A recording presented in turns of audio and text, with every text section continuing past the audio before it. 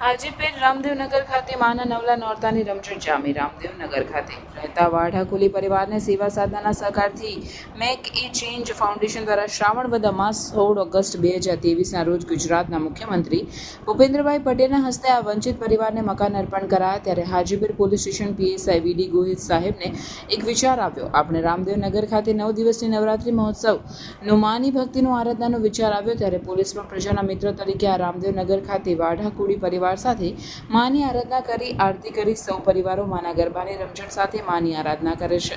રાત્રે 8 કલાકથી મોડી રાત સુધી ગરબે રમે છે અને માની આરાધના કરે છે. પ્રથમ દિવસે સેવા સાધના સીમા જાગરણ મંચ દ્વારા ગરબાની સ્થાપના કરી નવરાત્રિ પર્વને પ્રારંભ કરાવ્યો હતો. કોળી પરિવારના ભાઈઓ અને બહેનો માની ભક્તિ સાથે જોડાય છે. પોલીસ પરિવાર દ્વારા લાઇટિંગ અને સાઉન્ડ સિસ્ટમની વ્યવસ્થા કરવામાં આવી છે.